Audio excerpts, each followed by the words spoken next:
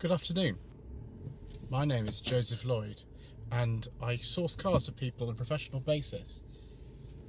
Although most of the cars I source are between £1,000 and £5,000, very often I've been asked to show something a little bit cheaper on the channel, and so I came up with No Budget Reviews, the series where we look at cars that you can buy in good condition with an MOT for under £1,000 and you can enjoy driving. We don't film this in an expensive manner, we don't use separate microphones, we don't use dual head tripods, we don't even use a DSLR, but we do have a lot of fun.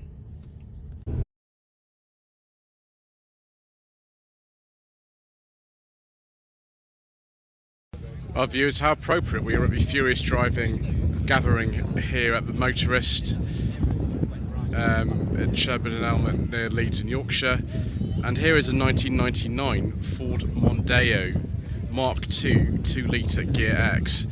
Straight away, before you start typing in the comment section below, I know this car has the wrong wheels on it, I know it's been lowered, I know Mr Richardson had one of these on his channel. In fact, I'm going to ask Mr Richardson if he's had one of these on his channel.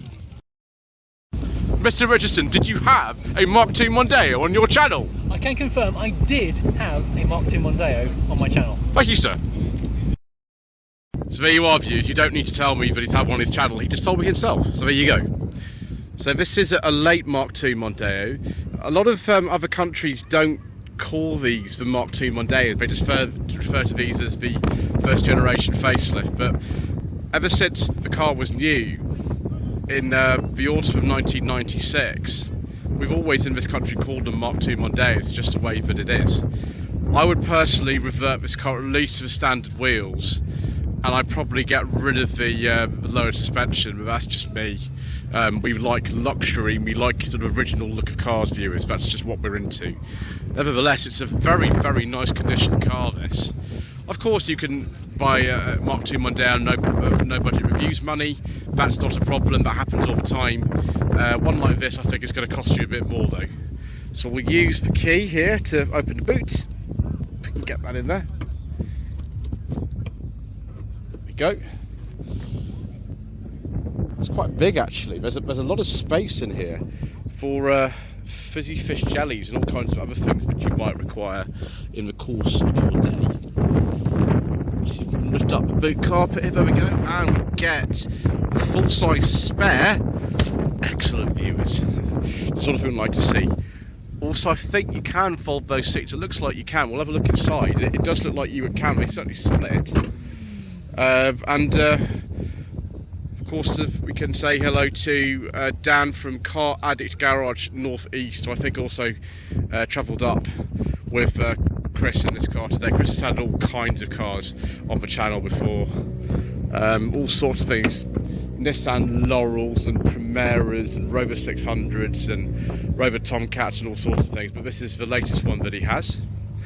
Very much the sort of specification we like, viewers. We have all kinds of electric windows with auto function, we have electric seat adjustment, climate control, wood, leather, steering wheel controls, because it's not just a Ghia, it's a Ghia X. We like it very much, viewers. We don't like the people revving their engines in the background, that's disturbing my filming though. Automatic transmission in this one. I think it's a 3-speed auto with overdrive or something like that. That'll just be in the economy mode, which we'll leave that in. There's the biro holder that was common to one of Mark II Mondeos. The good old Fiesta Mark IV mirror switch that was in all kinds of cars. Then, you know, there's the automatic mode for the climate control. Tape player. Might actually have a CD changer in this car, I'm not actually sure about that. Speed that goes at 150, you could go quite quickly in these. Now this car's only got about 130 horsepower, so it's not the fastest one, but it'll be fast enough for someone like me. I don't think we've got cruise control. I think that was an option, maybe on the V6 ones of these. Interesting little tiny little stalks, tiny ones. We have variable intermittent wipe, viewers. Ooh, there's the thing for changing the the CD. There we go. Excellent. Very sort of much this, I think the New Edge design they called it back in the day.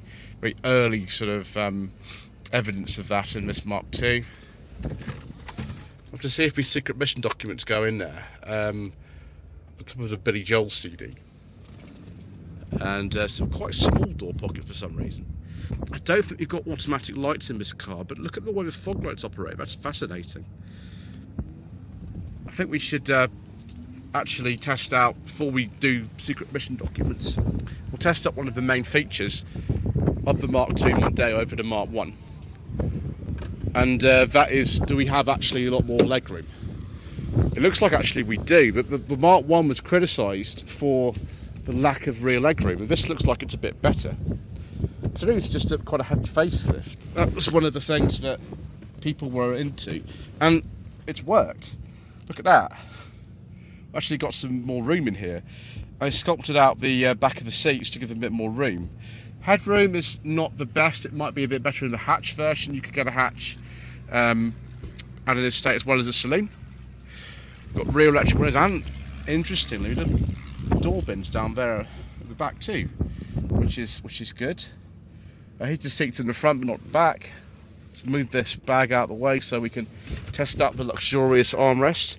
No ski hatch in here, but that is that's nice. It feels good. It's my knees feel a little bit too high up. I think that the seat ideally should be allowing me to stretch a bit out, but I can put my feet under there a little bit. And we've got an ashtray down there. I forgot to open this earlier on. Ooh, we've got cassette storage solutions and cup holders. That's fancy, isn't it? And even more Billy Joel. Excellent. Right. So looked in the boot, looked in the interior. So look at the engine views. So one of the things Ford did back in the day, which was very clever of them, was to mark a lot of the areas that you would need to know how to kind of check things of the car under the bonnet in yellow. So oil filler cap marked in yellow, dipstick marked in yellow, the bonnet prop and the area you put it in marked in yellow. The number of times that I've filled around with cars trying to prop the bonnet open properly is ridiculous. So they've made it easier for you. Very big coolant reservoir for some reason in this car, I'm not quite sure why. There's the power steering fluid, there's the washer fluid, also marked in yellow. Brake fluid's up there. One of the automatic transmission dipstick is always back there. There we go, the automatic transmission is back there. That's in yellow too. And yeah, we got a nice Ghia X, we got a nice chromed grille. I can't remember if the lesser models got a slightly different grille. Certainly on the Mark I Mondeos, they had a different grille for the gears. Yeah, it's all very pleasant. We haven't, though, done the secret mission document test. I haven't forgotten about it. We'll do that now, and then we might go out for a little spin. Okay, viewers, I promised I would do this, and here we go. Perfect. Perfect for spy work. Excellent. The only thing is, this, I don't know if it's because if this has got product on it or something, but the dash is looks a little bit too shiny. Obviously this wood helps. It has a soft touch, but maybe it's just because it's a very, very 90s car. I don't know. Just try the doors and see if there's soft touch as well. Yeah, they sort of not as much as I was expecting, but you know, there we go. We have got a strip of wood there and a little chrome door pull, so yeah, it's not too bad, is it? It's nice and comfortable. Right, yes, now it's time to go for a drive. And I've just noticed this car's only got 60,000 miles on the clock. That's very impressive. As is classic Ford hazard light switch, just top of the steering column, exactly where you'd expect it to be.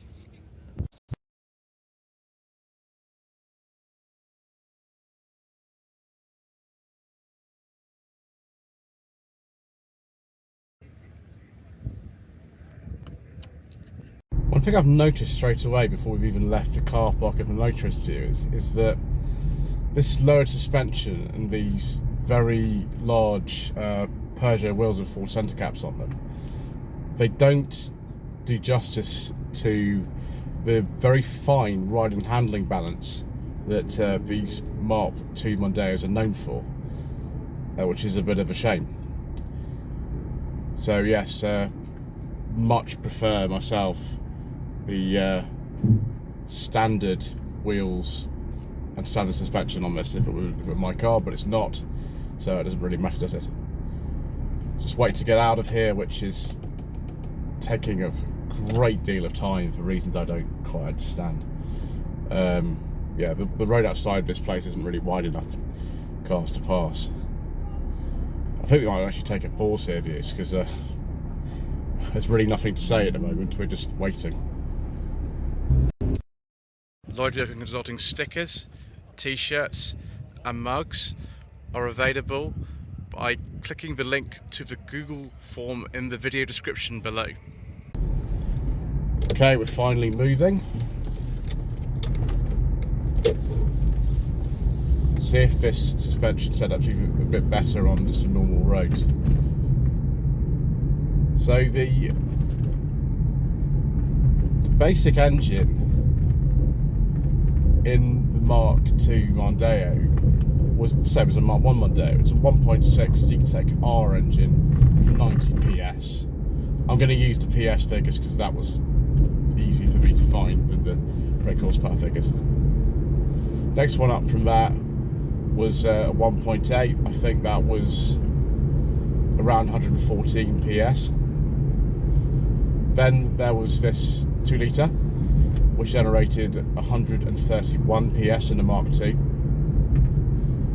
The most exciting engine of all was the 2.5 V6, the Duratec engine, which developed 170 PS in the standard 2.5 V6 Mondeos like a Ghia or Ghia X, and then 205 PS in the crazy ST 200 model. There are also some diesels available, but as usual, due to controversial government legislation and all kinds of other reasons, we don't talk about diesels on this channel.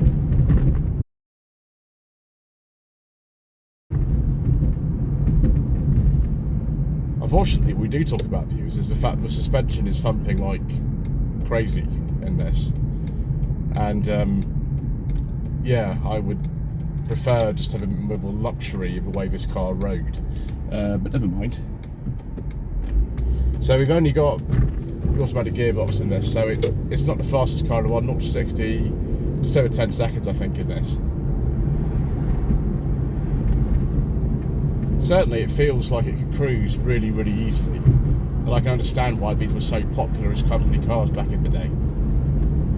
The Mark II Mondeo lasted until 2000, when it was replaced by the Mark III, and we have done a Mark III 2 litre Ghia X Auto as well. That was a hatch variant rather than a saloon on the channel back in, I think it was 2021. That's a very, very different feeling car from this. This Zetec R engine was launched in 1991 in the Mark V Escort.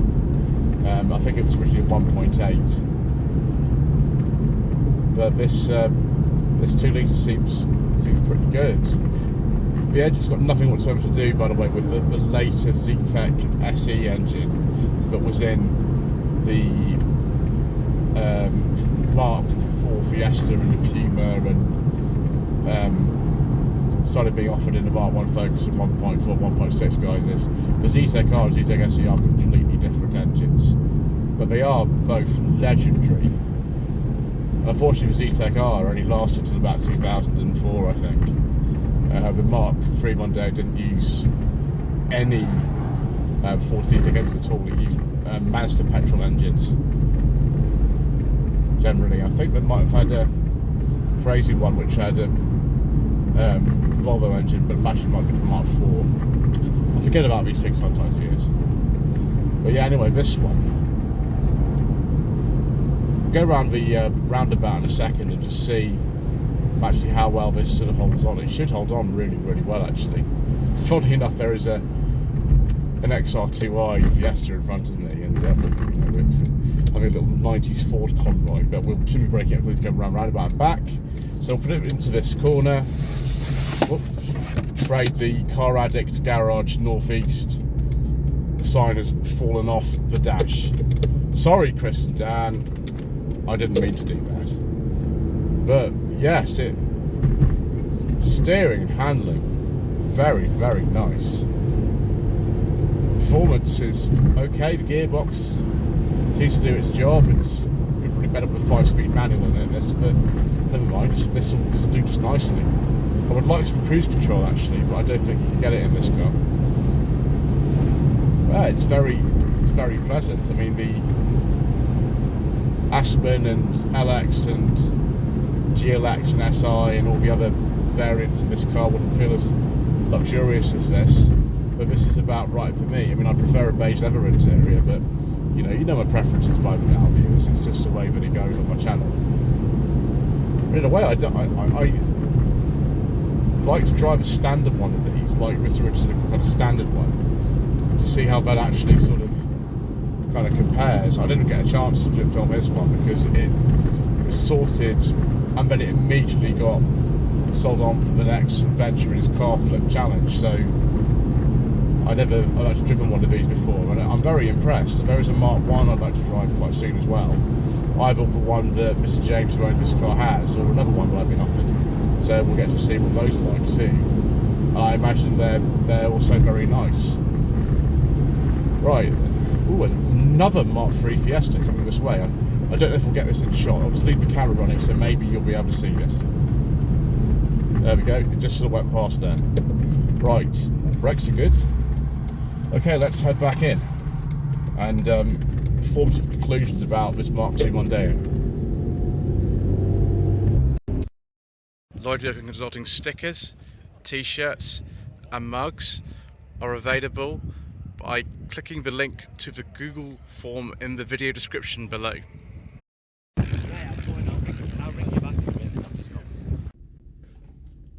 Let's now look at some additional trim levels for the Mark II Mondeo in this country, viewers. So we have the Aspen at the bottom of the range, the Verona that was kind of in between the LX and GLX, the SI, the Z-Tech, which was sort of later on, the Z-Tech S, a very short-lived model, kind of like an ST200, but with, I just think, the 2-litre 4-cylinder engine. The Ghia X ST24, and the ST200, of course. They were built in Belgium and Germany, but the closely related Ford Contour and Mercury Mystique, I think, were built in Mexico and also in Missouri, USA. So viewers, should you consider a Mark II Ford Mondeo for your hard-earned budget up to £1,000? Well, if you're going for like a standard car like what Mr Richardson had, yeah, you can pick this up for £1,000, I'm sure. One like this, going to be a bit more money, Ghia X, and all the luxury features. Obviously, you've got to watch for rust, you've got to watch some of the electronics in these, and you make sure that cam belt's been done. If you're going for the Z-Tech R engines, which the vast majority of them were Z-Tech R, then just make sure that that's been done. But yeah, I've quite enjoyed this. I mean, I want to have a standard one as well, just to see if the ride's a little bit better in those, which I'm sure it is.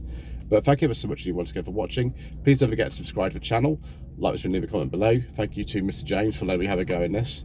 And we shall see you again soon for more inexpensive motoring.